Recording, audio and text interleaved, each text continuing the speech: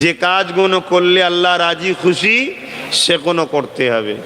আল্লাহ তাই কোরআনে বলছে, তোমরা আমাকে যারা রাজি করতে চাও, কুল ইন কুনতুম তুহিব্বুনাল্লাহ, হাবিব বলেন যারা আমি আল্লাহ আমাকে ভালোবাসে বলে যারা, এরা যদি সত্যবাদী হয় এদেরকে একটা পরীক্ষা দিতে হবে, একটা কাজ করতে হবে। কি? ফাত্তাবিউনি, আগে যেন আমার হাবিব আপনার জন্য ইত্তেবা করে, অনুসরণ করে। বলুন সুবহানাল্লাহ। তাহলে আল্লাহকে রাজি করতে গেলে, আল্লাহকে ভালোবাসতে গেলে, এ ভালোবাসা যদি সত্য হয়, আল্লাহ তার একটা শর্ত দিচ্ছে। কি শর্ত? আমার রসুলকে ইত্তেবা করতে হবে, নবীকে ফলো করতে হবে, নবীকে প্যার করতে হবে। যদি এটা আমাদের মধ্যে থাকে তাহলে আল্লাহ বলছেন ইউহিব্বুকুমুল্লাহ, হাবিব ওদেরকে বলে দিন আমি আল্লাহ ওদেরকে ভালোবাসবো। জোরে বলুন সুবহানাল্লাহ। কাদেরকে আল্লাহ ভালোবাসবে? যারা নবীর ইত্তেবা করে, নবীর অনুসরণ করে, নবীকে আদব ও প্যার করে, তাদেরকে আল্লাহ বলছে আমি ভালোবাসবো। কথা দিচ্ছে আল্লাহ কোরআনে। আর ওয়াদাল্লাহি হাক্কুন, আল্লাহর ওয়াদা সত্য, আল্লাহ কখনো মিথ্যা বলে না। আর আল্লাহ ওয়াদা করেই বলছেন ওয়াগফিরু লাকুম যুনুবাকুম আল্লাহু গফুরুর রহিম। তারা যে জুলুম করেছে, আমরা জুলুম করেছি না করিনি? নফসের উপরে অত্যাচার করেছি না করিনি? আমি তো মনে করি আপনাদের সবার থেকে বেশি পাপী আমি, বেশি জুলুম করে বসে আছি। আল্লাহ বেড়ালাম, আপনি আমাদেরকে মাফ করে দেন। বলুন আমিন। যদি ধরে কেউ নাজাত পাবে না। আল্লাহ বলছেন আমি তাদেরকে পাবে চাই। আল্লাহকে যদি সত্যি ভালোবাসি তার প্রমাণ দিতে হবে কি? নবীর ইত্তেবা। ইত্তেবা অনুসরণ কখনো ভালোবাসা ছাড়া হয় না, কখনো হয় না। এই যে এত মানুষ বসে আছেন, ভালোবাসা যদি না থাকতো কেউ ফলো করতেন আমাকে?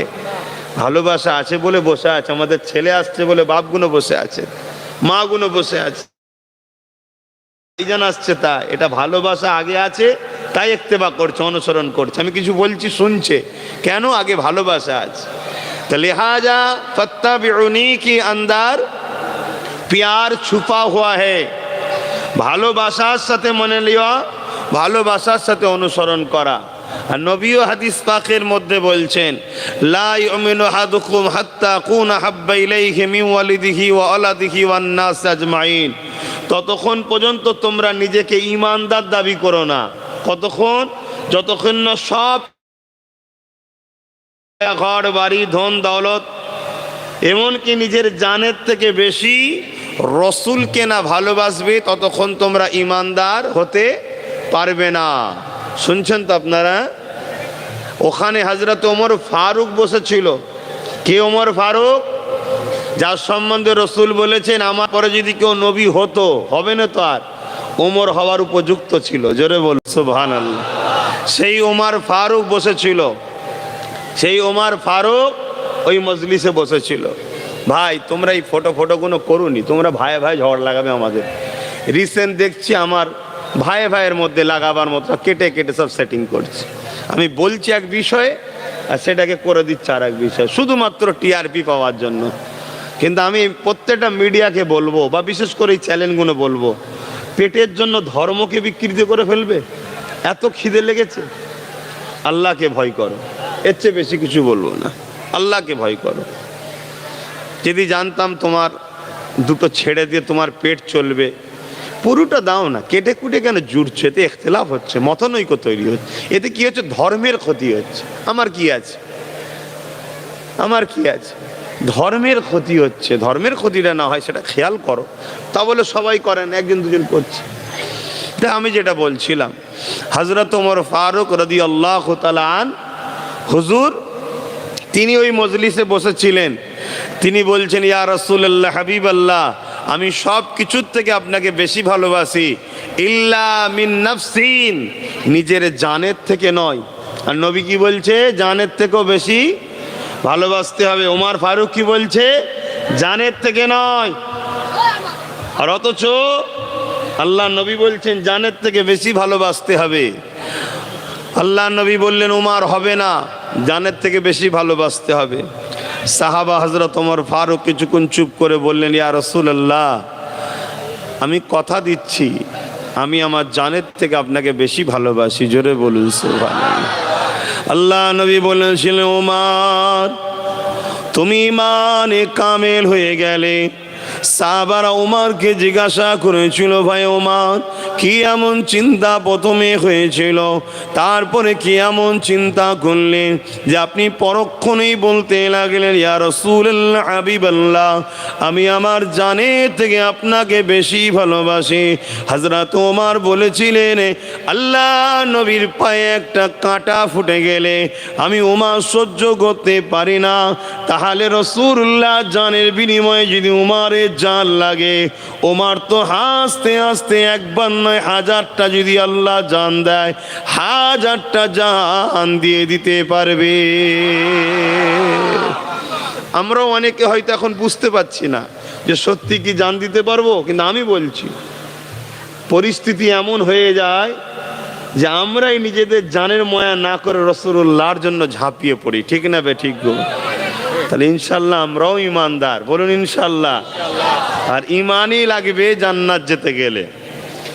প্রত্যেকটা জায়গায় যেতে গেলে দেখবেন একটা বর্ডার পার হতে গেলে পাসপোর্ট আর ভিসা লাগে। তা লা ইলাহা ইল্লাল্লাহ এটা হলো পাসপোর্ট। ওই পাসপোর্ট আল্লাহ দিয়ে পাঠিয়েছে, ওতে মোহাম্মদ রসুলুল্লাহর ভিসা লাগাতে হবে, অর্থাৎ হৃদয়ে মোহাম্মদ রসুলের প্রেম ও আদব রাখতে হবে। রাখলেই দেখবেন আপনাকে জান্নাতে এন্ট্রি আল্লাহ করিয়ে দেবে। জোরে বলুন সুবহানাল্লাহ। সেই সাহাবা হুজুররা তারা রসুলকে জানের থেকে বেশি ভালোবেসেছিলেন। আল্লাহ নবী যখন মক্কা জমিনে এসে একত্ববাদের দাওয়াত দিলেন, দিন ইসলামের প্রচারটা করতে লাগলেন, আল্লাহ নবীর হাতে হাত দিয়ে যারা ইমানের কলেমা পড়ল, তখন যারা ক্ষমতায় ছিল, শাসকে ক্ষমতার আসনে বসেছিল, তারা আমার রাসূলুল্লাহর দিকে যারা গিয়েছে তাদেরকে কত জুলুম করেছে শোনেন। আজও আমাদের উপরে জুলুম হচ্ছে, এটা নতুন নয়। আমরা তো খুশি যে যাক সাহাবাদের দলে আমরা আছি, তাই তো জুলুম হচ্ছে। বলুন আলহামদুলিল্লাহ, আলহামদুলিল্লাহ বলুন যে আমরা ঠিক দিকে আছি। আল্লাহ নবী সাহাবা হুজুর দিগকে নিয়ে মরুভূমির গলম পালিতে শুইয়ে দেওয়া হতো, তিনাদের বুকের উপরে ভারী পাথর পর্যন্ত চাপিয়ে দেওয়া হতো, নিঃশ্বাস নিতে পারত না, আর গরমেতে পিঠটা পুড়ে যেত। ঠিক এমনই সময় শাসকের সৈন্যরা, শাসকের লাঠিয়াল বাহিনীরা এসে বলতো, এখনো সময় আছে, মুহাম্মাদের দল ছেড়ে দাও, মুহাম্মদ রসুলকে ছেড়ে দাও, নাই সত্য দিক থেকে সরে এসে আমাদের দলে চলে আসো। সাহাবা হুজুররা এই অবস্থাতে ইন্তেকাল পর্যন্ত হয়ে যেত, তথাপিও আল্লাহ ও নবীর দল ছাড়েনি। ইনসাফ, ইনসানিয়াত, সভ্যতা, মানবতা, এগুলো সব আল্লাহর দলের কাজ। গরিবকে ভালোবাসা, অসহায়কে ভালোবাসা, এতিমকে ভালোবাসা, বিধবাকে ভালোবাসা, রাষ্ট্রকে ভালোবাসা, অসহায় সাথ দেওয়া, অন্য ধর্মের গরিবকেও ভালোবাসা, সাথ দেওয়া, এগুলো সব আল্লাহর দলের কাজ। শুনছেন তো? সেই কাজ আল্লাহ আমাদেরকে করতে দিয়েছে, করতে হবে। করতে গেলেই যে আজকের শাসকও যদি সেদিনে যেমন সাহাবাদের ওপর জুলুম করেছে, আমাদের ওপরেও যদি জুলুম করে, পিছপা হলে হবে না। জীবনের নিঃশ্বাস যতদিন চলছে তোমাকে হকের পক্ষে লড়ে যেতেই হবে, এটা কাজ তোমার। জোরে বলুন সুবহানাল্লাহ। মুসলমান ঘরে ছেলে মেয়েরা, তরুণেরা, আল্লাহ পাক কোরআনে ঠিক এমনটাই বলেছে, কুলিন কুনতুম, আল্লাহ পাক কোরআনে ঠিক এমনটাই বলেছে, এ দুনিয়া মানুষের আগা আল্লাহ তোমার আমার জন্য দুটো কাজ দিয়েছে। লাকাদ কানা লাকুম, আল্লাহ পাক দুটো কাজ তোমার আমার জন্য দিয়েছে। একটা হলো তোমাকে আমাকে ন্যায়ের পক্ষে থাকতে হবে, ন্যায়কে প্রচার করতে হবে, ন্যায়কে প্রতিষ্ঠিত করতে হবে। আর একটা হলো অন্যায় থেকে দূরে থাকতে হবে, অন্যায়কে মিটিয়ে দিতে হবে, অন্যায়ের বিরুদ্ধে লড়াই করতে হবে। এই লড়াইয়ে যদি তোমার জিন্দগিটা চলে যায়, আল্লাহ পাকের বিনিময়ে তোমায় জান্নাত দিয়ে দেবে। লড়াইয়ের তিনটে ধরন থাকে, হয় হাত দিয়ে, নাই মুখ দিয়ে, নাই ঘৃণা করে দূরে সরে যেয়ে তাকে দুর্বল করে দেওয়া। কথা বুঝে আসছে? তিনটে দিক আছে, তবে সব থেকে কমজোর হলো ওই ঘৃণা করে দূরে সরে যাওয়া। এই ঈমানটা হলো দুর্বল। আর দ্বিতীয় ঈমান হচ্ছে মুখ দিয়ে প্রতিবাদ করা। তবে গণতান্ত্রিক দেশের মানুষ হিসাবে আমি আপনাদের বলে যাই, এই মুখ দিয়ে যদি আমরা প্রতিবাদ করতে পারি, 1 নম্বর ঈমানের আল্লাহ মাকাম আমাদেরকে দান করবে। জোরে বলুন সুবহানাল্লাহ। এটা কোনো ইসলামিক কান্ট্রি নয় যেখানে অন্যায় দেখলে হাত দিয়ে তুমি ফাইসাল্লা করে দেবে। ইসলামের আইন এখানে চলে না। তা সেই জন্যে এখানে যদি আমি অন্যায়টাকে মুখ দিয়ে বলতে পারি, কেন আমার দেশ আমাকে অন্যায়ের প্রতিবাদ করার পারমিশন দিয়েছে, তাহলে আল্লাহ আমাকে 1 নম্বর ঈমানের পাওয়ারটা, মাকামটা দান করবে। বলুন সুবহানাল্লাহ। আল্লাহ নবী, নূর নবী, দয়া নবী এই জমিনের এসে সারা জীবনটা নবী আমার অন্যায়ের প্রতিবাদ করেছে, ন্যায়ের পক্ষে প্রচার প্রসার করেছে। এ যুবকেরা, তরুণেরা, বাপেরা, তাই নবী পাকে সাথ যারা দিত তাদের ওপরও অনেক জুলুম অত্যাচার হয়েছে। আর নবী চলে যাওয়ার পর যুগে যুগে যারাই নবীর পক্ষে মানুষকে ডেকেছে, নবীর দেখানো রাস্তায় মানুষকে ন্যায়ের পক্ষে থাকতে বলেছে, অন্যায় বিরুদ্ধে চলতে বলেছে, যুগে যুগে তাদের ওপরও অত্যাচার জুলুম হয়েছে। কিন্তু যুগে যুগে যুগে জালিমরা মিটে গেছে, আমার নবীর গোলামরা জিন্দা ছিল, আজও রয়েছে। এ নওজোয়ান তরুণেরা, আল্লাহ নবী, নূর নবী, দয়ার নবী যখন নাই সত্যের বাণী পৃথিবীর মানুষকে প্রচার করলো, ওই সময় আমার নবী পাকের উপরে কত অত্যাচার হয়েছে জানেন? আল্লাহ নবী যখন নামাজ পড়তেন, নবী আমার এক আল্লাহ পাকের দাসত্ব যখন করতেন, মক্কার জালিমরা পচা দুম্বার ফুরি নিয়ে গিয়ে আমার রাসূলুল্লাহর পিঠের উপরে চাপিয়ে দিত। আল্লাহ নবীকে এইভাবে তারা জুলুম করত। আল্লাহ নবী পচা দুম্বার দুর্গন্ধতে ভারিতে আল্লাহ নবী সিজদায় পড়ে পড়ে কাঁদতে থাকতো, সিজদায় পড়ে পড়ে তাসবিহ পড়তে থাকতো। তারা আমার নবীর উপরে এইভাবে জুলুম চালিয়েছে। কোনো একদিনের কথা, আল্লাহ নবী সিজদায় পড়েছে, আর এমন করে পচা দুম্বার ভুঁড়ি এত চাপিয়েছে, তোমার আমার দয়ার নবী ওই ভুঁড়িতে পুরো চাপা পড়ে গেছে, নিঃশ্বাসেরও কষ্ট হচ্ছে, মাথাও তুলতে পারছে না।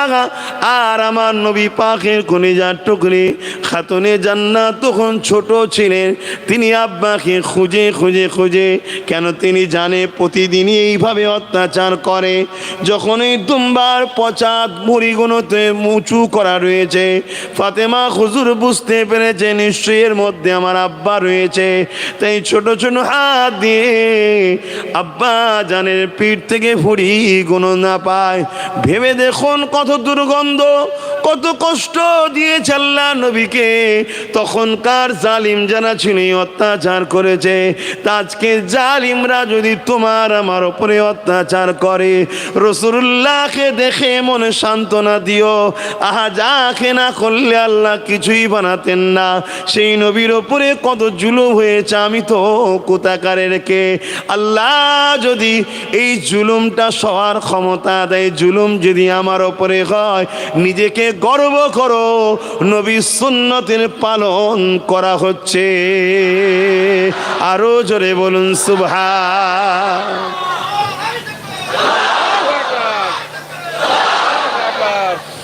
আমার নবীর সুন্নাত পালন হচ্ছে। তবে আমার রসুল যে সহ্য করেছে, যে কষ্ট করেছে নবী আমার, ও কষ্ট আমরা করতে পারবো না। তাই আল্লাহ আমাদেরকে সেই পরীক্ষাও নাই না। আল্লাহ নবীকে ঘর থেকে নবী আমার পাহাড়ের গুহাতে চলে গেলেন, কেননা চতুর্দিকে জালিমরা আমার নবীকে খুঁজছে। নবী ইনসাফের কথা বলেছে, নবী একত্ববাদের কথা বলেছে, নবী সভ্যতার কথা বলেছে, নবী মা বাপের অধিকারের কথা বলেছে, নবী নারীর অধিকারের কথা বলেছে, নবী এতিম অসহায়দের অধিকারের কথা বলেছে, নবী মানুষকে মানুষ বানাবার রাস্তা দেখাচ্ছে। তখন ক্ষমতার আসনে আবু জেহেল উতবা সাইবা ছিল। তারা দেখলো মুহাম্মদকে না রুখতে পারলে আমাদের বড় ক্ষতি হবে, তাই নবী পাককে মারার জন্য উলঙ্গ তরোয়ার নিয়ে আল্লাহ নবীর ঘরের আশপাশে ঘুরতে লেগেছে। নবী আমার পাহাড়ে যে চলে গেছে, গাছের পাতা ফল মূল খেয়ে মাস নবী আমার পাহাড়ে ছিলেন। ওখান থেকে রাতে রাতে গোপনে গোপনে গিয়ে আল্লাহ নবী দিনের কথা মানুষকে শোনাতো। তথাপিও না ইনসাফ সত্যের বাণী মানুষকে শোনানো থেকে আল্লাহ নবী দূরে থাকতেন না। এ যুবকের আল্লাহ নবীর দিন এমনও গেছে উহুদের ময়দানে আল্লাহ নবীর দান্দা মোবারক শহীদ হয়ে গিয়ে নবী পাকের শরীর মোবারক থেকে রক্ত ঝরতে লেগেছে। আল্লাহ নবীর জীবনে এমনও দিন গেছে আল্লাহ নবী মক্কা থেকে পাশে তায়েফের জমিনে গেছে। এই নওজওয়ানেরা তায়েফের জমিনে গিয়ে আল্লাহ নবী নাই সত্যের কথা মানুষকে শোনাবে, কিন্তু মক্কা সন্ত্রাসীরা আগে থেকে তায়েফের মানুষের কাছে খবর পাঠিয়ে দিয়েছে মুহাম্মদ তায়েফে ঢোকার পর মুহাম্মাদের সঙ্গে খারাপ ব্যবহার করবে, কেননা মুহাম্মদ যা বলে সত্য কথা বলে, ঠিকই বলে, কিন্তু মুহাম্মদ রসুলকে রুখতে হবে। যদি না রুকা যায়, আমরা যে মানুষকে গোলাম বানিয়ে রেখেছি, আমরা যে মানুষের উপরে নিজেদের ক্ষমতার আধিপত্যকে টিকিয়ে রেখেছি, মানুষকে আমরা যে আমাদের দাস দাসী বানিয়ে রেখেছি, মানুষের নারীগুলোকে আমাদের ভোগের পাত্রী বানিয়ে রেখেছি, এখনো তাহলে বন্ধ হয়ে যাবে। মুহাম্মদ যখন তায়েফের জমিনে যাবে, যাবার আগে তাকে রুখে দাও। তায়েফের সন্ত্রাসীরা, দুষ্টু গুন্ডা বদমাইশেরা এমন করে দেখা যায়, এমন করে যুবক ছেলেদের হাতে লাঠি তুলে দিয়ে তাদেরকে অর্থ দিয়ে খাবার দিয়ে খুলিয়ে দিয়েছে।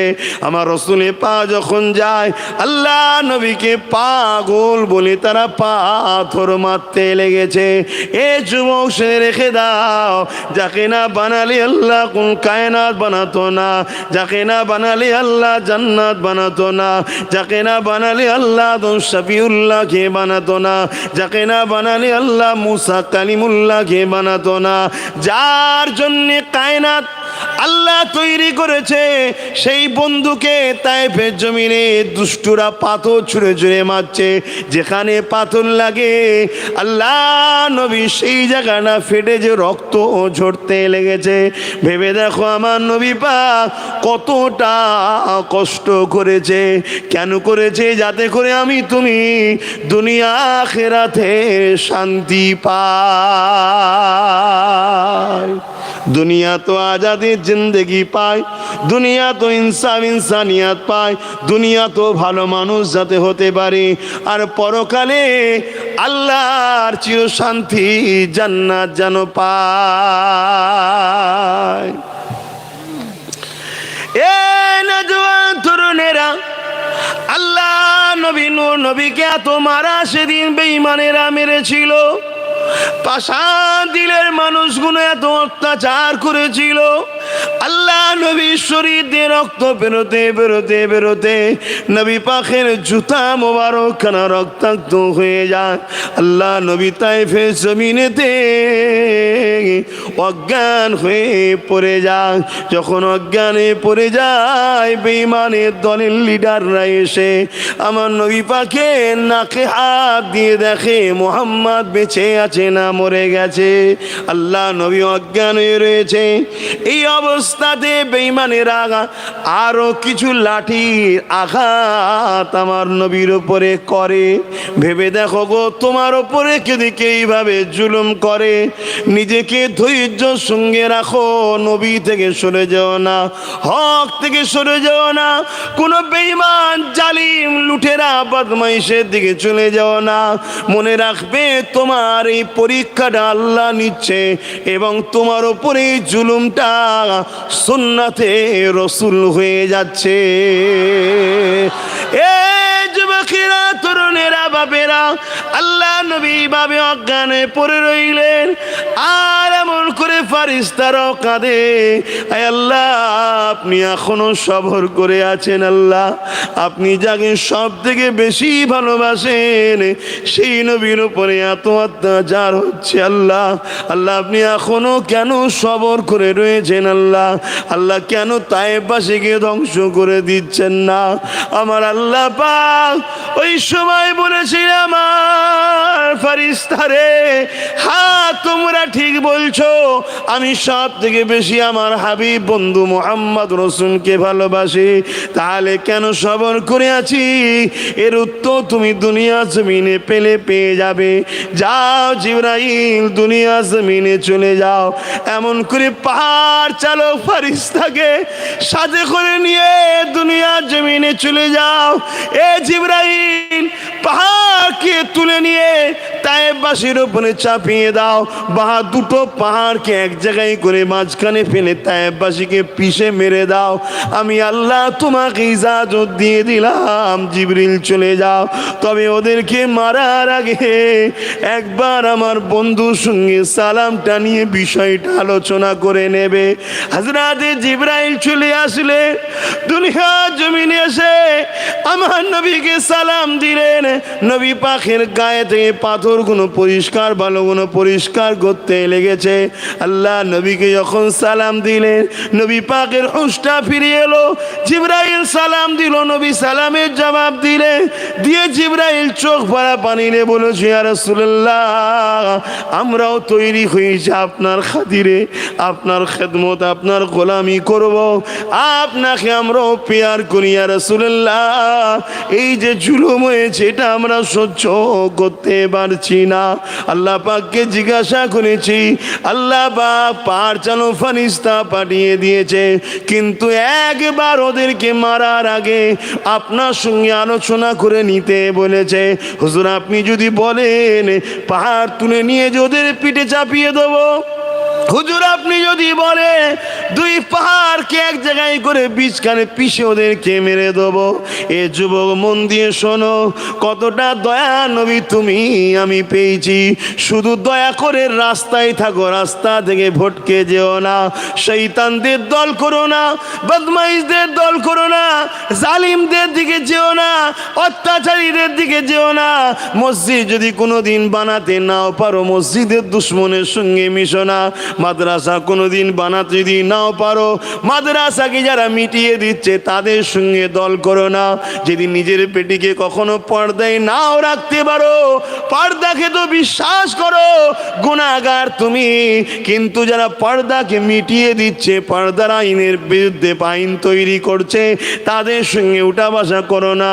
কেন নবী আমার অনেক কষ্ট করে এগুলো প্রতিষ্ঠিত করেছে তোমার ভাঙরের জমিনে। আল্লাহ দিনটা আমার রাসূল অনেক কষ্ট করার পরে এসেছে। এই যুবকেরা, আল্লাহ নবীকে যখন জিবরাইল বললে, ইয়া রাসূলুল্লাহ, ইয়া হাবিবাল্লাহ, হুজুর আপনি একবার বলুন এই পাহাড় চালক ফারিস্তা রয়েছে, ইজাজত আপনি দিন। আর রহমতে নবী শুনতে দেরি, চোখ দিয়ে পানি জারি হয়ে যায়, আসমানের দিকে হাতটা তুলে বলে, আল্লাহ ওদেরকে মারবেন না আল্লাহ, আল্লাহ বাবুরা আমাকে চেনে না তাই মেরেছে। আমি রাসূলুল্লাহ বিশ্বাস করি এদের ছেলে ছেলে ছেলে একদিন না একদিন আমি নবীকে নবী বলে আপনাকে আল্লাহ বলে ইমানের কলেমা পড়ে এই জমিনে আপনার ও আমার জন্য জানও কুরবান করে দেবে। আরো জোরে বলুন সুবহান।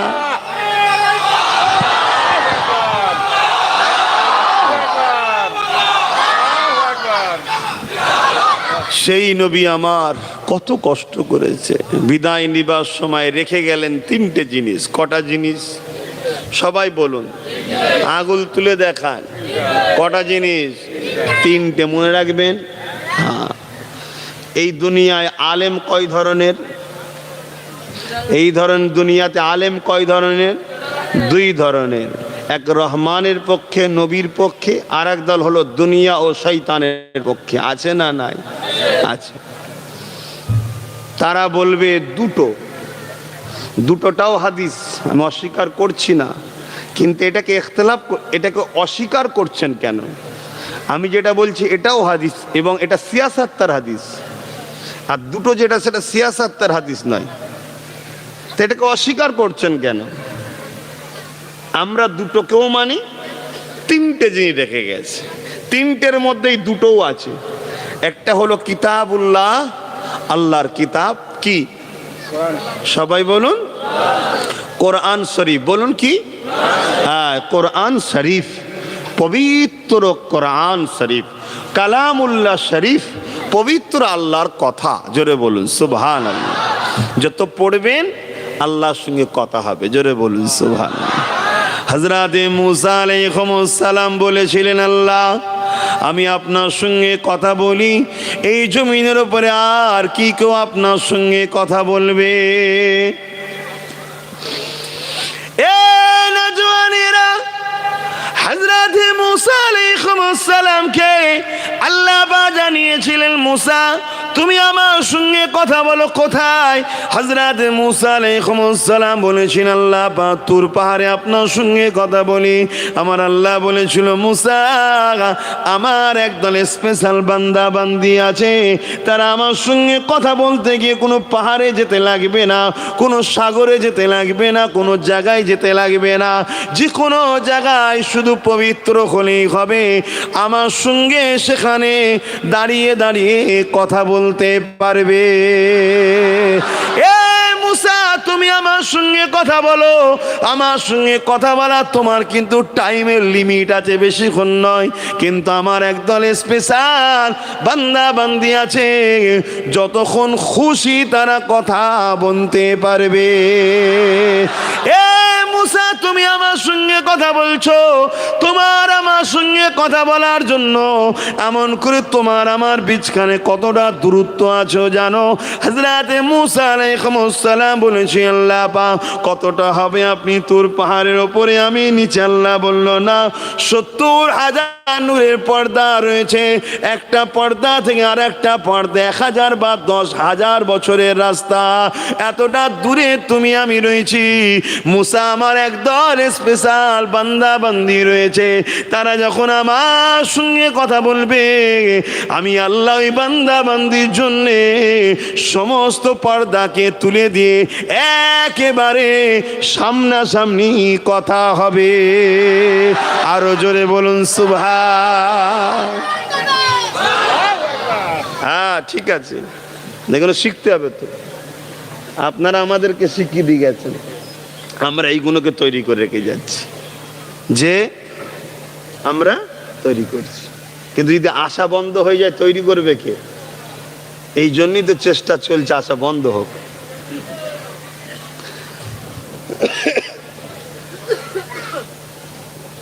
তারা কারা? সেই বান্দাগুলো কারা গো? আমরা নয়? বলো না, আমরাই তো। এ নওজওয়ানেরা, হযরতে মুসা আলাইহিস সালাম এই বর্ণনা শুনে আল্লাহ পাকের কাছে বলতে লেগেছে, আল্লাহ ওই বান্দাগুলোকে আমার উম্মত কি বানানো যাবে না? আল্লাহ বলল, না মুসা হবে না, ওটা আমার স্পেশাল বান্দা বান্দি। আল্লাহ পাক তাহলে আমি মুসাকে সেই বান্দাদের দলভুক্ত বানিয়ে দেন। আল্লাহ বলল, হবে না, কারণ ওটা আমার স্পেশাল রাখা আছে। আল্লাহ পাক তাহলে কি জানতে পারি তারা কারা? আমার নবী হযরতে মুসা আলাইহিস সালামকে আল্লাহ বলতে গেছে, মুসা শোনো, ওটা অন্য কেউ নয়, ওটা আমার বন্ধুর উম্মাত উম্মতি। যুবক শোনো, তুমি আমি যখন নামাজ পড়ি, আল্লাহ নবী জানিয়ে দেন আসসালাতু মিরাজুল মুমিনিন, নামাজ হলো মুমিন মুমিনাদের জন্য আল্লাহর দিদার, মুসলমানদের জন্য দিদার নয়, মুমিন মুমিনাদের জন্য দিদার। আসসালাতু মিরাজুল মুসলিমিন নয়, আসসালাতু মিরাজুল মুমিনিন। মুমিন আলাদা, মুসলমান আলাদা। শুনছেন তো নাকি? আকীদা ঠিক করুন ভাই, আমি ঝগড়া করতে আসিনি, বাঁচাতে এসেছি। আকীদা ঠিক করুন, মুমিন আলাদা, মুসলমান আলাদা। কিন্তু মুমিনের মধ্যে মুসলমান শর্তটা আছে, জোরে বলুন সুবহানাল্লাহ। অর্থাৎ যে মুমিন হবে অটোমেটিক তার মধ্যে মুসলমান অপশানটা থাকবেই। যেমন অ্যান্ড্রয়েড মোবাইল মানে ক্যামেরা থাকবে, এটা মাস্ট। তো মুমিন যে হবে তার মধ্যে মুসলমান অপশান আছেই, কিন্তু মুসলমান যে হবে তার মধ্যে মুমিন নাও থাকতে পারে, ওটাকে হতে হয়। বুঝতে পারছি? মুমিন এখান থেকে হয়, মুসলমান এখান থেকে হয়। এটা খুলে বলতে গেলে 2 ঘন্টা সময় লাগবে, না হবে না। আর সেই আমি চেষ্টা করছি ঠিকই, কিন্তু সেই শক্তিটা পাচ্ছি নি। আপনাদের ঘোষণা দিয়েছি কি আমি জানি না, আমি অসুস্থ ভাই, সেই পাচ্ছি না। তো সেই জন্যে এতটুকু শুধু ধরে রাখেন, মুমিন কাকে বলা হয়? কোরআন বলছে যে তার নবীকে অর্থাৎ মোহাম্মদ রসুলকে নিজের জানের থেকেও বেশি ভালোবাসে, সে হলো মুমিন। জোরে বলুন সুবহানাল্লাহ। এটাকে মাথায় রেখে দেন, শুধু শুধু এতটুকু মাথায় রেখে দেন। তাহলে আসসালাতু মিরাজুল মুমিনিন। হয়তো কেউ ভাবতে পারে যে নামাজ আল্লাহর দিদার, কই নামাজ পড়লো তো আল্লাহ দেখতে পাচ্ছি না।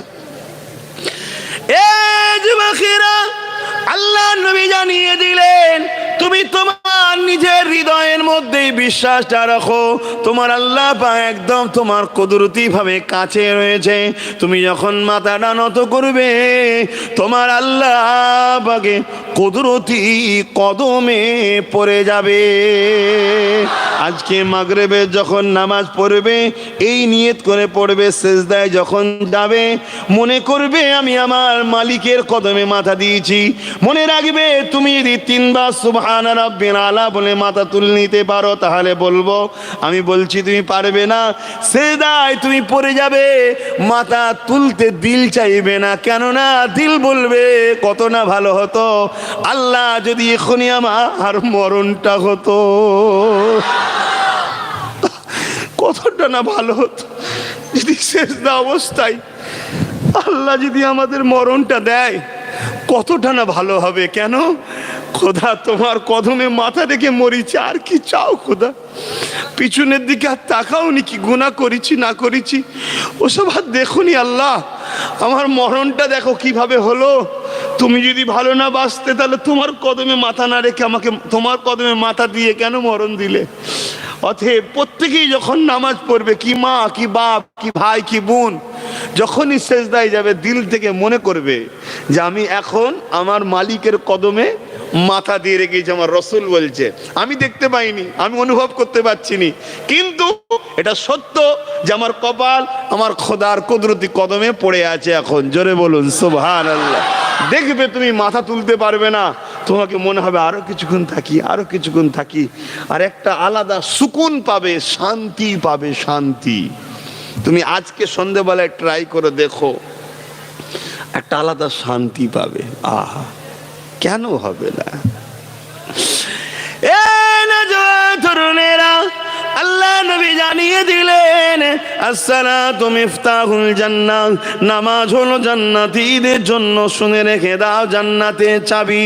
তাই আমার আল্লাহ বা মুসা সাল্লামকে বলেছিল, মুসা রে শুনে রেখে দাও, জেনে রেখে দাও, আমার এই বন্ধুর উম্মতি গুণ যখন নামাজে দাঁড়িয়ে যাবে, কোরআন তেলাওয়াতটা শুরু করবে, বিসমিল্লাহির রহমানির রহিম, আর রহমান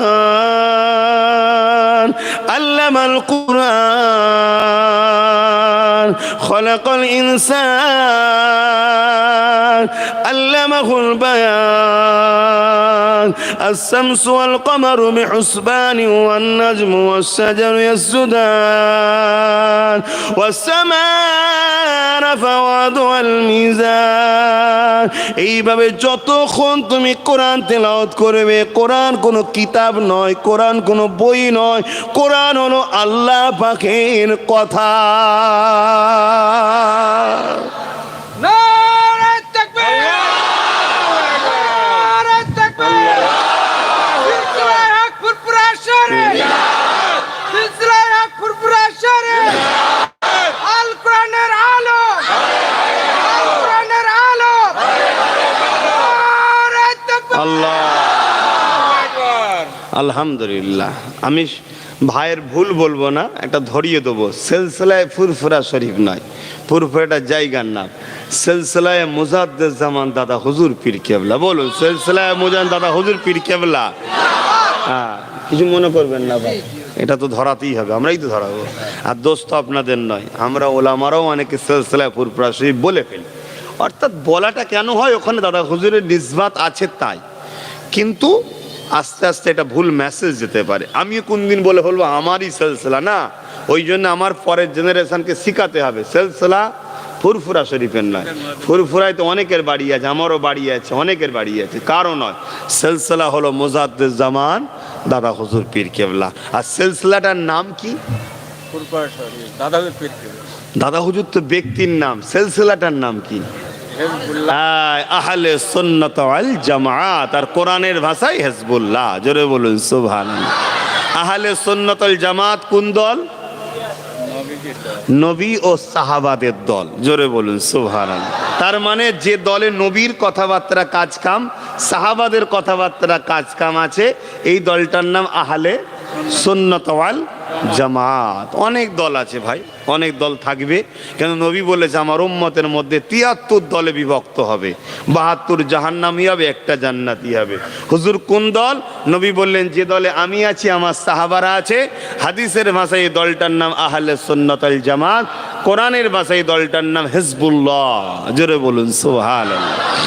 অতএব আলহামদুলিল্লাহ ওই দলই আছেন তো আপনারা। আল্লাহ নসিব বড় করেছে, আমরা শ্রেষ্ঠ নবীর উম্মত, শ্রেষ্ঠ কিতাবের অনুসারী, আমাদের গাইড বুক শ্রেষ্ঠ। এবং একটু নিচে চলে যান, শ্রেষ্ঠ ইমাম, ইমাম সাফিরও ইমাম, ইমাম মালিকেরও ইমাম, ইমামে হাম্বালের ইমাম, তিনাদের কাছে ইমামে আবু হানিফা, নোমান বিন সাবেত ইমামে আজম। আমাদের কাছে শুধু নয়, আমাদের কাছে 4টে ইমামে আজম, আমাদের কাছ থেকে 4টেই ইমামে আজম। ইমাম শাফি ইমামে আজম, ইমামে আবু হানিফা ইমামে আজম, ইমামে মালিক ইমামে আজম, ইমামে হাম্বালও, এ সব 4টেই ইমাম, সব আমাদের কাছে ইমামে আজম শ্রেষ্ঠ। কিন্তু এই 3 জনের কাছে আবু হানিফা হলো ইমামে আজম। জোরে বলুন সুবহানাল্লাহ। সেই ইমাম আমরা পেয়েছি, কত সৌভাগ্য আমরা। শুধু আমার বক্তব্য, এই লাইনটা ছেড়ে যেন অন্য লাইনে চলে যাবেন না। পিছনে থাকেন তাও ভালো, টুকটুক করে যাচ্ছেন তাও ভালো, লাইনটা ছাড়বেন না, যেন লোক আপনাকে চেনে যে মোস্তফার দলের লোক, এটা মোহাম্মদ রসুলের গোলাম, এটা সিদ্দিক আকবরের পরিবারদের ভালোবাসা লোক, ফারুক আজমের পরিবারদের ভালোবাসা লোক, মৌলা আলী হুজুরের পরিবারদের ভালোবাসা লোক, খাজা গরিবের নওয়াজকে ভালোবাসা লোক, গৌস পাককে ভালোবাসার লোক, সুলতান আসগার আলী হুজুরকে ভালোবাসার লোক। কথা বুঝে আসছে? এই দাদা হুজুর পীর কেবলা, 5 হুজুর অলি আউলিয়াদের ভালোবাসার লোক। এই যেন লাইনটাতে আপনাকে পাওয়া যায়, বুঝতে পারছেন তো? দরুদ শরীফ আল্লাহুম্মা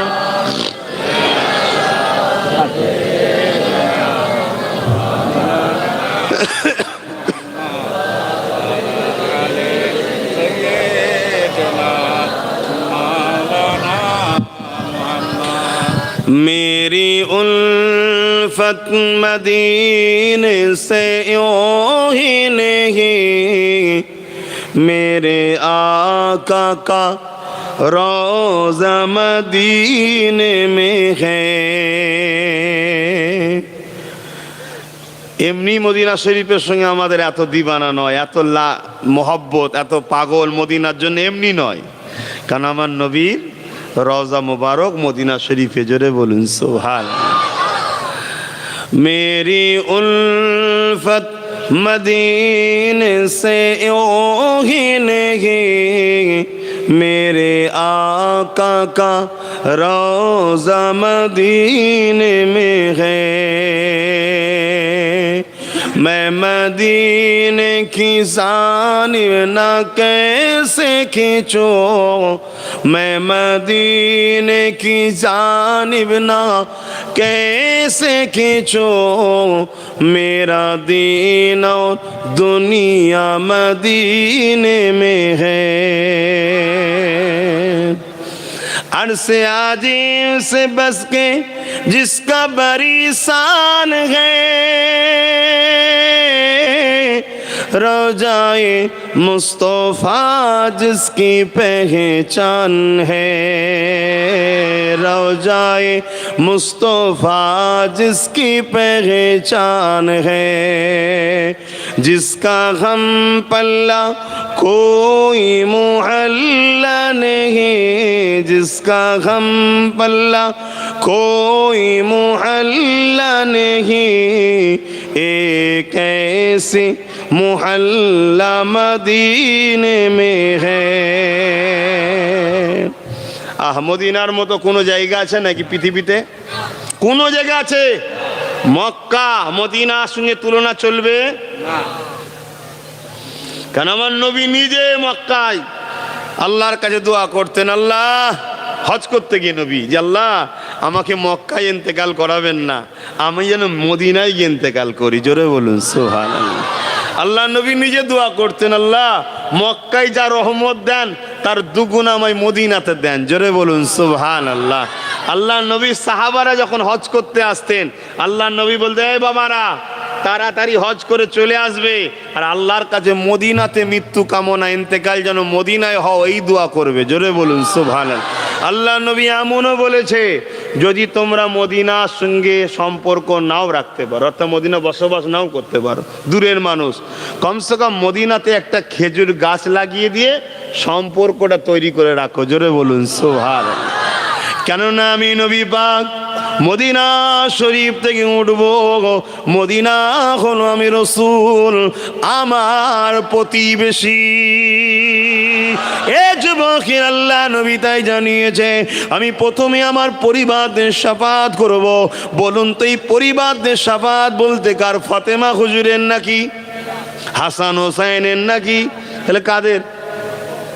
এই যে আল্লাহ শুকর করে বলছি, আমাদের মতো গুনাহগার যারা সেই খানদানে রয়েছে, আমরা কত বাতায় ঢুকছে।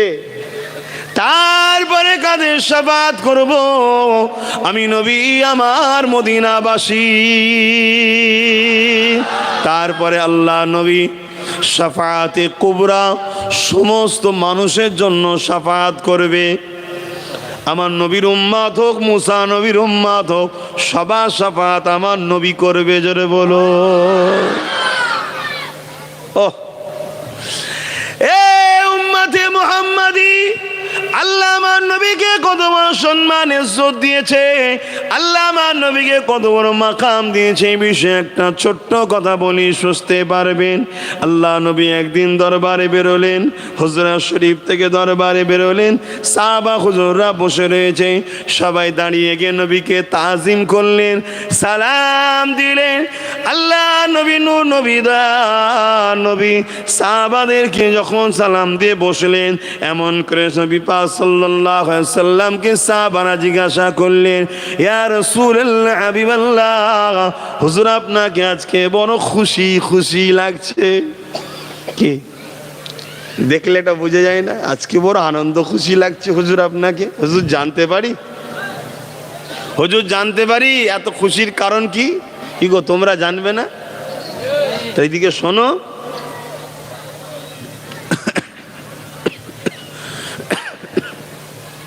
হুজুর এত খুশির কারণ কি? আল্লাহ নবী কি বলেছিল জানো? এই সাহাবারা, আমার সঙ্গে আল্লাহ একটা বিষয় আজকে মাশওয়ারা করছিলেন, আলোচনা করছিলেন। জোরে বলুন সুবহানাল্লাহ। আলোচনা বোঝেন? হ্যাঁ, আল্লাহ তো খোদ মালিক, তিনি আবার নবীর সঙ্গে আলোচনা করবে কেন? আলোচনা কার সঙ্গে হয়? হ্যাঁ, কথা বুঝে আসছে? কতটা তাহলে আল্লাহ নবীকে ভালোবাসে বুঝতে পারছেন?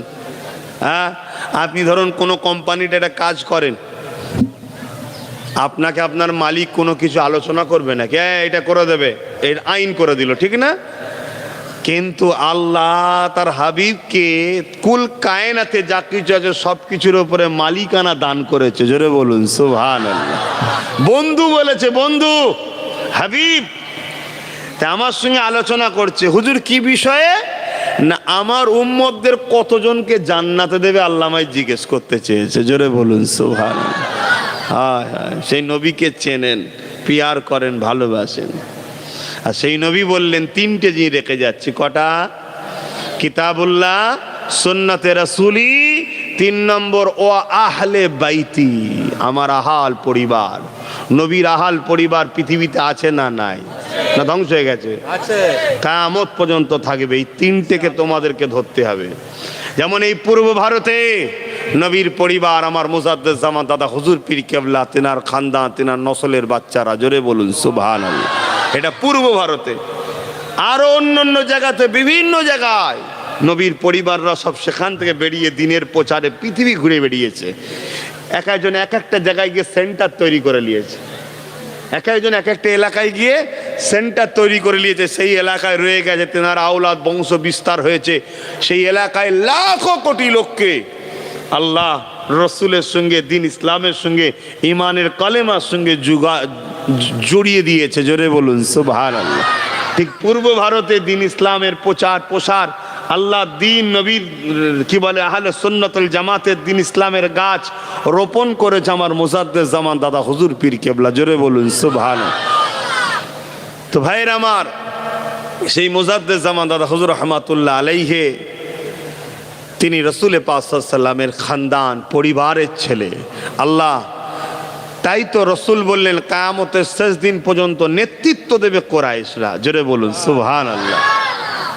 আমি যে কথা বলতে গিয়ে চলে যাচ্ছি, আমার রসুল পাক সাল্লাল্লাহু আলাইহি সাল্লাম তাহলে তিনটে জিনিস রেখে গেছে। কটা মনে থাকবে? তিনটে।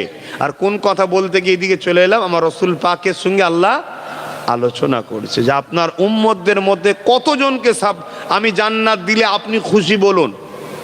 কথা বুঝে আসছে? আপনি খুশি বলুন। কেন? ওয়ারাফা'না লাকা যিকরাক, আপনার জিকিরকে আমি বাড়িয়েছি আপনাকে খুশি করার জন্য। জোরে বলুন সুবহানাল্লাহ। দুনিয়া আমাকে খুশি করার জন্য ব্যস্ত থাকে। হাবিব आदम থেকে নিয়ে, मूसा থেকে নিয়ে, ইব্রাহিম থেকে নিয়ে, দাউদ থেকে নিয়ে, ইসহাক থেকে নিয়ে, জাকারিয়া থেকে নিয়ে, সুলাইমান থেকে নিয়ে, ঈসা নবী, যত নবী এসছে সবাই আল্লাহ আপনি যাতে রাজি আমরা তাতে রাজি। আর আমার আল্লাহ বলছে, হে নবীরা শোনো, আমার বন্ধু মোহাম্মদ রসুল যাতে রাজি আমি আল্লাহ তাতে রাজি। জোরে বলুন সুবহানাল্লাহ। এতে কি আল্লাহর জাত ছোট হয়ে গেল নাকি? নাউযুবিল্লাহ মিন জালিক। আমরা সমাজে বলি না যে আমার বেটার সঙ্গে কথা বলো, কি আমার ছেলের সঙ্গে কথা বলো, কি আমার বাপের সঙ্গে কথা বলো, কি আমার মেয়ে যেটা বলবে সেটাই হবে, কি আমার একে যাকে সম্পর্ক দেয় না, ও যেটা বলবে ওটাই আমার কথা। তাহলে কি ছোট হয়ে গেল? না, ভালোবাসা। আমার আল্লাহ তার হাবিবকে এত ভালোবাসে যে আমার বন্ধু যাতে খুশি আমি আল্লাহ তাতেই রাজি। জোরে বলুন সুবহানাল্লাহ। সেই নবীর উম্মত তুমি আমি। শুনছো তো আমার ভাইরা? সেই নবীর উম্মত জান্নাত যাওয়া হবে ইনশাল্লাহ। শুধু মনে রাখবে, নবীর দিনকে যারা মিটাতে চাইছে তাদের সঙ্গে নয়। কথা মাথায় ঢুকছে? তাদের সঙ্গে নয়, এটা মাথায় রেখে দেবে। তো ভাইরা আমার রসুলের পাকের সাহাবা হুজুররা শুনছে, হুজুর কি আলোচনা হলো। তারপরে আল্লাহ নবী বললেন, শোনো বাবা, আমাকে আল্লাহ যখন জিজ্ঞেস করলো তোমার কত উম্মতকে জান্নাত দিলে তুমি খুশি বলো, আমি তখন বলেছি, আল্লাহ উম্মত আমার, কিন্তু বান্দাবান্দি কার? আমরা কার বান্দাবান্দি? জোরে বলেন। ও আল্লাহ তৈরি করেছে আমার রসুলকে। কত হেকমতওয়ালা, দেখুন কত হেকমতওয়ালা, কি সুন্দর কথা বলে দিয়েছে। উম্মত উম্মতি আমার, কিন্তু বান্দাবান্দিটা কার? আপনার। তাহলে আপনি আপনার বান্দাবান্দিকে কতজনকে জান্নাত দেবেন সেটা আপনি জানেন। জোরে বলুন সুবহানাল্লাহ। আরো জোরে বলুন সুবহানাল্লাহ।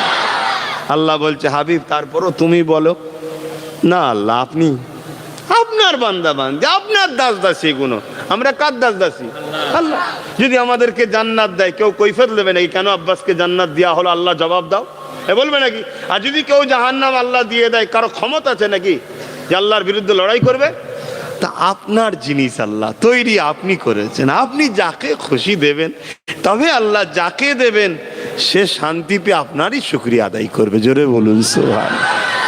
আবার 3 বারের মাথায় জিজ্ঞেস করছে, বন্ধু তুমি বলো না, আমি তোমার খুশির জন্য তুমি যাকে বলবে, যতজন বলবে আমি ততজনকে জান্নাত দেবো। আল্লাহ রসুলকে সাহাবারা জিজ্ঞেস করছে, হুজুর আপনি কি চান না? আমার রসুল বলছেন, না আমি চাইনি। কেন? আমি আমার আল্লাহর দিকেই ঠেলে দিয়েছি। আল্লাহ আপনার জিনিস, আপনি যা করবেন তাই করুন। জোরে বলুন সুবহানাল্লাহ। তখন আল্লাহ খুশি হয়ে গেছে। 3 বার বলার পরে আল্লাহ খুশি হয়ে গেছে। খুশি হয়ে বলছে, 2টো অপশান দেবো, 2টোর মধ্যে একটা নিতে হবে। 2টো তোহফা দেবো, একটা নিতে হবে। কি তোহফা? একটা প্যাকেজ আর একটা সাফাত। অনেকে বলে নবী সাফাত করতে, বলে না বলে না? নাউজুবিল্লাহ বলুন। এরা মুসলমান হতে পারে, মোমেন নয়। কি বললাম? মুসলমান হতে পারে দাবিদার, কিন্তু মোমেন নয়। মোমেন কে? যে নবী সাফাত মানে। জোরে বলুন সুবহানাল্লাহ। যে নবীর মাকামটাকে মানে, নবীকে বাড়াতে চায়, সম্মান নবীর বাড়ানো, আল্লাহ যে বাড়িয়েছে সেইটার মর্যাদা দিতে চায়। জোরে বলুন সুবহানাল্লাহ। তা 2টো জিনিস, একটা হলো সাফাত আর একটা হলো প্যাকেজ। প্যাকেজ বোঝেন তো? কোটা। 1 কোটি, 20 কোটি, 100 কোটি, 1000 কোটি, বোঝেন না? 1000 কোটি হলে 1000 কোটি একটা হবে না, 1000 কোটি হবে। আর আরেকটা হলো সাফাত। সাহাবারা মন দিয়ে শুনছে, হুজুর আপনি কোনটা নিয়েছেন? আল্লাহ নবী বলছেন, আমি সাফাত নিয়েছি। জোরে বলুন সুবহানাল্লাহ। আরো জোরে বলুন আল্লাহ।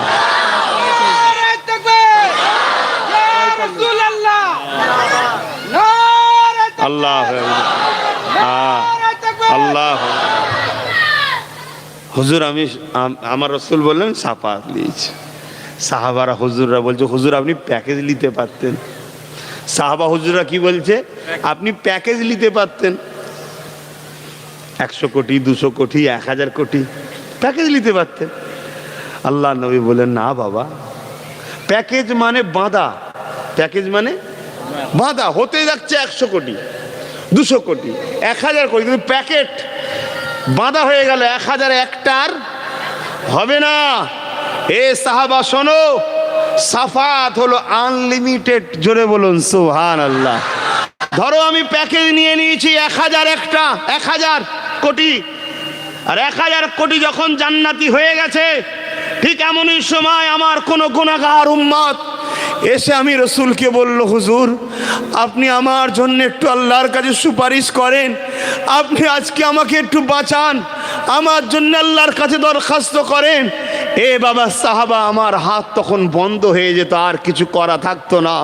কিন্তু সাফাত যখন নিয়েছি, আমি যতক্ষণ খুশি চাইবো, যখন খুশি চাইবো, যতদিন খুশি চাইবো, সাফাত করার অধিকার আমার রয়েই গেছে। জোরে বলুন সুবহানাল্লাহ। আরো জোরে বলুন সুবহানাল্লাহ। নারী দিবে, নারী দিবে। সরকার কি আমদ, सरकार की आमद, हुजूर की आमद, यासीन की आमद। यासीन का नाम বলবেন তো সবাই? ইয়াসিন আমার নবীর নাম। দুনিয়া সৃষ্টি, কায়নাত সৃষ্টির, ফেরেশতা সৃষ্টির, আরশ সৃষ্টির, জান্নাত সৃষ্টির 1000 বা 10000 বছর আগে, কম বেশি ইখতিলাফ আছে, 1000টাই ধরে চলছে। 1000 বছর আগে আল্লাহ আমার নবীকে ইয়াসিন ওয়াল কুরআনিল হাকীম ইন্নাকা লামিনাল মুরসালিন, এই 3টে কথা আমার নবীকে একদম আল্লাহ ডাকছে, হে ইয়াসিন। একদম কোনো মানুষ বুঝাবার জন্য বলছি, সামনে কেউ থাকলে যেমন ডাকে, ঠিক সেইভাবে আল্লাহ তার রসুলকে ডাকছে, এ ইয়াসিন। জোরে বলুন সুবহানাল্লাহ। তখন কিচ্ছু ছিল না, তাহলে কে ছিল? রসুল ছিল, তাই তো ডাকছে, এ আমার ইয়াসিন। কথা বুঝে আসছে? আমার রসুলের মাকাম বুঝুন, ক্ষমতা বুঝুন। তাহলে আমার নবী কি নিয়েছে? শাফাআত নিয়েছে। আমাদেরকে করবে, আমাদেরকে শাফাআত করবে, এই আশা নিয়ে আমরা আছি না? না, নিরাশ হবেন না, কিন্তু মনে রাখবেন গুনাহগারের মাপ আছে, ইসলামের ক্ষতিকারক বেঈমানের মাপ নাই। এখন সালাম দেবো সেই নবীকে, আদবের সাথে দেবো। আদবের দিক দিয়ে সবচেয়ে উত্তম কোনটা?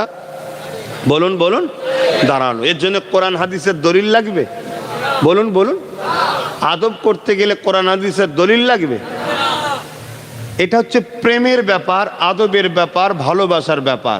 তারপরেও বলে যাচ্ছে কোরআনে আছে দলিল, কোরআনে আছে দলিল। সাল্লু, দরুদ পড়ো, ওয়াসাল্লিমু, সালাম দাও। সালামের পরে আল্লাহ বলছে তাসলিমা, সব থেকে উত্তম ভাবে দাও, সব থেকে উত্তম। শুনছেন তো নাকি? তাহলে চেষ্টা করো সব থেকে উত্তম। চেষ্টা করতে গিয়ে তুমি পারোনি আলাদা কথা, কিন্তু চেষ্টা করতে হবে সব থেকে উত্তম। তো সর্বদিক দিয়ে উত্তম, তা সর্ব আদবের সাথে, প্রেমের সাথে, ভক্তির সাথে সর্বদিক দিয়ে উত্তম ভাবে নবীকে সালাম দিতে হবে। কোরআন তার প্রমাণ দিচ্ছে। জোরে বলুন সুবহানাল্লাহ, আরো জোরে বলুন সুবহানাল্লাহ। আসুন, কিছু কিছু কথা আছে ডাইরেক্ট তার বলতে লাগে না, ডাইরেক্ট বললে তাহলে এখন প্রশ্ন হবে আব্বাস সিদ্দিকীর যে শুনছেন কোরআন হাদিসে কোথায় আছে আব্বাস সিদ্দিকীর রস শোনা যাবে? ইমামের পিছনে নামাজ পড়ছে, ইমামের নাম ধরে বলবো ওনার নাম কোথায় আছে কোরআন হাদিসে, ওনার পিছনে ইক্তেদা করা যাবে? কথা বুঝে আসছে না? সব থেকে উত্তম ভাবে দাও, এতটুকু আল্লাহ বলেছে। আর এটাই তো পরীক্ষা, যে এলেম শিখে বাঁদর হয় না এলেম শিখে আলেম হয়, এলেম শিখে গাধা হয় না এলেম শিখে নবীর আশিক হয়, এটাও তো পুছা দেখার ব্যাপার আছে, ঠিক না বে ঠিক? তাই এজন্যে আল্লাহ এতটুকু বলে দিয়েছে সব থেকে উত্তম ভাবে নবীকে সালাম যখন দেবে দাও। কেন? সালাম দিলে আমেনার লাল জবাব দেবে। জোরে বলুন সুবহানাল্লাহ। আর জবাবটা যখন নেবে বদমাইশের মতো যেন বিয়াদবির সঙ্গে তুমি ডাঁটে বসে থাকবে, শুয়ে থাকবে, ছুটোছুটি করবে, এমনটা না হয়। আদবের সাথেই তুমি সালামের জবাবটাও নাও। জোরে বলুন সুবহানাল্লাহ। আসুন সকলে তাজিমে আল্লাহকে দেখিয়ে নবী পাক সাল্লাল্লাহু আলাইহি সাল্লামের উপরে সালাত ও সালাম, ইয়া নবী সালাম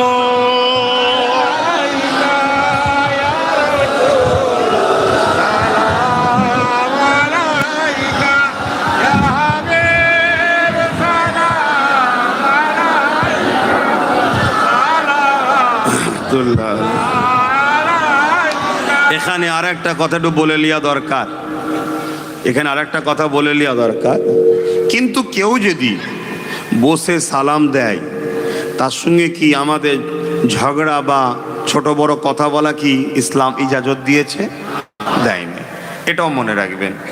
হতে পারে তার ভক্তি ওই জায়গায়, সে মনে করে আমার ভক্তিটা, প্রেমটা এই জায়গাতে, সে জায়গায় থাক। কিন্তু আমরা যারা আহলে সুন্নাত ওয়াল জামাত, আমরা যারা সাহাবা হুজুরদেরকে ভালোবাসার মানুষ, আমরা দেখেছি সাহাবা হুজুররা যখন নবীকে সালাম দিতেন দাঁড়িয়ে দাঁড়িয়ে দিতেন। জোরে বলুন সুবহানাল্লাহ। এমনকি আজকে আর একটা কথা শুনে যান, আমার মা বোনেরা, বাপ ভাইয়েরা, আমার রসুল যখন ফাতেমা হুজুরের ঘরে যেতেন, মানে শ্বশুর বাড়িতে বিয়ে দেওয়ার পর হজরতে ফাতেমা হুজুরের ঘরে যখন যেতেন, আল্লাহ নবী যখন প্রবেশ করতেন, হজরতে খাতুনে জান্নাত ফাতেমা জাহারা হুজুর দাঁড়িয়ে গিয়ে আমার নবীকে সালাম দিতেন। জোরে বলুন সুবহানাল্লাহ। এবং হাত ধরে আব্বার হাতে বুসা দিতেন, চুমা দিতেন, দিয়ে আব্বাকে বসতে দিতেন। আল্লাহ নবী আবার ফাতেমাকে বসতে বলতেন। এটা ছিল রসুলে পাকের আদব। জোরে বলুন সুবহানাল্লাহ। আবার ফাতেমা হুজুর যখন বাপের ঘরে আসতেন, মানে রাসূলুল্লাহর বাড়িতে, শুনছেন, তখন আমার নবী ফাতেমাকে দেখে দাঁড়াতেন। জোরে বলবেন না? এটা কিন্তু আদব না, এটা কি স্নেহ। এটা কি স্নেহ? আমার বাচ্চা এসেছে। দাঁড়িয়ে গিয়ে আল্লাহ নবী সালাম দিতেন। কে দিতেন? আল্লাহ নবী সালাম দিতেন ফাতেমা হুজুরকে, দিয়ে ফাতেমার হাতে, বাচ্চার হাতে আদরে চুমা দিতেন, বুসা দিতেন, দিয়ে নিজের পাশের খাট তকে, মানে যেটা বসার জায়গা, সেখানে বসতে দিতেন। জোরে বলুন সুবহানাল্লাহ। তাহলে রসুল পাক ফাতেমা হুজুরকে দাঁড়িয়ে সালাম দিয়েছে, ওটা কি বলুন? ওটা হচ্ছে স্নেহ। আর ফাতেমা হুজুর নবীকে দেখে দাঁড়িয়েছে, ওটা কি? সম্মান, আদব, তাজিম। কথা বুঝে আসছে? তামাম পৃথিবীর বুকে যারা যত বড় বড় মুহাক্কিক আলেম পণ্ডিত উলামা আছেন তেনারা সবাই রসুল পাক সাল্লাল্লাহু আলাইহি সাল্লামকে দাঁড়িয়ে সালাম দিয়েছেন। এবং এশিয়া মহাদেশে কয়েকটা দল আছে, মনে রাখবেন, যেমন ফুরফুরা সিলসিলা, দেওবন্দি বলে একটা সিলসিলা আছে, জানেন তো নিশ্চয়ই। দেওবন্দি সিলসিলার যিনি পীর সাহেব, যেমন ফুরফুরার মেন কে? দাদা হুজুর। আমি যদি ভুল করি আমার দোষ, দাদা হুজুরও কিন্তু দোষ নয়, সিলসিলাটা আমার নয়, দাদা হুজুরের। দেওবন্দিদের মেন হচ্ছে হাজি ইমদাদুল্লাহ মহাজের মাক্কি। কেউ যদি দেওবন্দি বলে ভুল করে সেটা তার দোষ। হাজি ইমদাদুল্লাহ মহাজের মাক্কি প্রতি বছর নবী দিবস করতেন। নবী দিবস একবার নয়, দুবার সালাম দিতেন, জোরে বলুন সুবহানাল্লাহ। এবং দাঁড়িয়ে দাঁড়িয়ে দিতেন। এবং আর একটা দল আছে, বেরেলি বলে একটা দল আছে, হজরতে আলা হজরত আহমদ রেজা খান বেরলুবি, তিনি বেরেলিদের পীর সাহেব। যেমন আমাদের পীর সাহেব দাদা হুজুর, তিনি তিনাদের পীর সাহেব, তিনিও নবী পাককে দাঁড়িয়ে সালাম দিতেন, জোরে বলুন সুবহানাল্লাহ। আর একটা দল আছে কারামত আলী জোনপুরি, ইনাদের সঙ্গে আর দাদা হুজুরের সিলসিলার মুরিদরা প্রায় একসাথেই মিশেই আছে। সেটা বাংলাদেশের ওই পাহাড়ের দিকে চলে গেছে। কারামত আলী জোনপুরি সাহেব, ওনাদের সিলসিলা, ওনার মানে মুরিদরা, তিনারাও সব দাঁড়িয়ে সালাম দেয়, জোরে বলুন সুবহানাল্লাহ। মনে রাখবেন, এই যে বললাম ইনারা যে হাদিসটা পেয়েছে, হাদিস এলমে হাদিস যিনার দ্বারা পেয়েছে তিনি হলেন হজরতে শাহ অলিউল্লাহ মুহাদ্দিস দেহলভী রহমাতুল্লাহ। সকলে বলুন শাহ অলিউল্লাহ মুহাদ্দিস দেহলভী। আমি যে হাদিস বলি, ইনারা যত যা হাদিস বলে সবার গুরু হচ্ছে, মা বাপ হচ্ছেন মাথায় উনি প্রথম আরব থেকে, মক্কা মদিনা থেকে হাদিস এনেছেন। উনি বলছেন, আল্লাহ আমার কোনো ভালো আমল নেই যার জন্য ওসিলাদের দোয়া চাইবো যে আমার কিতাবটা কবুল হোক। আমার একটা আমল আছে, নিখুঁত আমল। কি? আমি যখন আপনার হাবিবকে সালাম দিতাম, দাঁড়িয়ে সালাম দিতাম, জোরে বলুন সুবহানাল্লাহ। আরো জোরে বলবেন না? নারী দিবে। আর একটা কথা বলি, উনি প্রত্যেক বছরে নবী দিবসের দিন 12ই রবিউল আউয়াল নবী পাক সাল্লাল্লাহু আলাইহি ওয়াসাল্লাম যে ঘরে এসেছিলেন, আম্মা আমেনা হুজুরের ঘর, যারা হজ করতে গেছে দেখেছে, যারা যাওনি সব নিয়ত করো না যাবার, বলো ইনশাল্লাহ। তবে ইয়ং বয়সে যাবে। আমি দোয়া করি আল্লাহ তোমাদের তাড়াতাড়ি পয়সা দিক, তাড়াতাড়ি যেন মক্কা মদিনায় ঘোরায়। আমার রসুল যে ঘরের তাশরীফ এনেছিলেন, আগমন করেছিলেন, আম্মা আমেনা হুজুরের ঘর, যে লাইব্রেরি করে দিয়েছে, ওই ঘরের ওখানে গিয়ে, এখন তো বদমাইশে সব কড়াকড়ি করে দিয়েছে, কথা বুঝে আসছে না, নবীর ফয়েজ না নিয়ে ফেলি আমরা।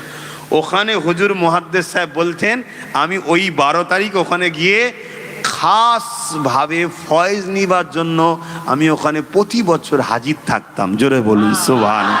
আরো জোরে বলুন সুবহানাল্লাহ। এবং আরো অনেক কথা বলেছে যে অনেক ফারিস্তা আসমান থেকে ওই দিন জুলুস থাকে, যারা আম্মা আমেনা হুজুরের ঘরে ওই দিন আসতে থাকে, জোরে বলুন সুবহানাল্লাহ। আমি ওই দিকে অত যাচ্ছি না, আমি যে বিষয়টা বলছি, তিনিও দাঁড়িয়ে সালাম দিয়েছে, যিনি আমাদের পীরের পীর, দেওবন্দিরও পীরের পীর। যত এশিয়া মহাদেশ বা ভারতবর্ষের দল জামাত আছে, সবাই হাদিস যেই বলবে তখনই কলা হাদ্দাসানা অমুক, হাদ্দাসানা অমুক, হাদ্দাসানা অমুক, হাদ্দাসানা অমুক বলতে বলতে হাদ্দাসানা শাহ অলিউল্লাহ মুহাদ্দিস দেহলভী বলতে হবে। তার মানে ইনি অমুকের থেকে হাদিস নিয়েছে, উনি অমুকের থেকে নিয়েছে, উনি অমুকের থেকে দিলে, উনি অমুকের থেকে নিয়েছে। এই যে রাবি বলা হয়, কথা বুঝে আসছে? এই যে সনদ, রাবিদের যে সনদ, এই সনদটা নিতে গেলেই ভারতবর্ষের মানুষ শুনে রেখে দাও, মুহাদ্দিস সাহেবের নাম নিতে হবে, তিনার থেকে হাদিস সবাই পেয়েছে, জোরে বলুন সুবহানাল্লাহ। তিনি কি বলছে? আমি নবী পাককে ওসিলা দিলাম, দাঁড়িয়ে সালাম পড়তাম, সেই ওসিলা দিয়ে আল্লাহর কাছে দোয়া চাইছি যে আল্লাহ আমার এই কিতাবকে কবুল করে নেন, জোরে বলুন সুবহানাল্লাহ। এবার চলে আসেন মসজিদে, যখন ঢুকি আমরা ঢুকবো না, আল্লাহুম্মা ইফতাহ লি আবওয়াবা রাহমাতিক, এটা বলার আগে নবী পাককে সালাম দিতে হয়। সালাম দাও, তারপরে এটা বলো, তবেই তো কবুল হবে, জোরে বলুন সুবহানাল্লাহ। জানাজাতে নবী পাককে সালাম দেওয়া হয়। জানাজা কি বসে পড়েন তো নাকি? যে সমস্যাটা এত কেন? নবীকে যদি প্রেমে সালাম দেয়, সমস্যা কিসের? হ্যাঁ, কেউ যদি না দেয়, আমি তার সাথে ঝগড়া করব না, কিন্তু আমি যদি দিই, এটাকে এত তুচ্ছ তাচ্ছিল্য করা হয় কেন? কোরআন হাদিসে কোথায় আছে? কোরআন হাদিস শুধু শরিয়াতের দলিল নাকি? আজান দিচ্ছে, এইভাবেই দাঁড়ান, আজান দেবে, সালাম পড়িয়ে দোয়া করে দেবো, গিয়ে নামাজ আদায় করে নেবেন। আপনাদের মহল্লাই তো, এখানে একটা জামাজ করলে হয় না? তাহলে আপনাদের সাথে আমিও পড়ে নেবো। হ্যাঁ, আপনাদের সাথে আমিও পড়ে নেবো, আমাকেও তো পড়তে হবে। হুজুর বলে কি ছাড় নাকি? হুজুররা না পড়লে বেশি মারবে আবার, কেন আমরা দুনিয়ার লোককে নামাজ পড়ার কথা বলি, আর আমি যদি না পড়ি বেশি মার হবে আবার। দুদিক দিয়ে মার, এক পড়িনি তার মার, এক পড়তে বলি আবার পড়িনি তাও মার। হুজুর হওয়া এত সহজ নয় রে ভাই, দেখতে খুব ভাল লাগে না, মার প্রচুর আছে, আল্লাহ মাফ করুক। এইভাবে একটু দাঁড়িয়ে থাকতে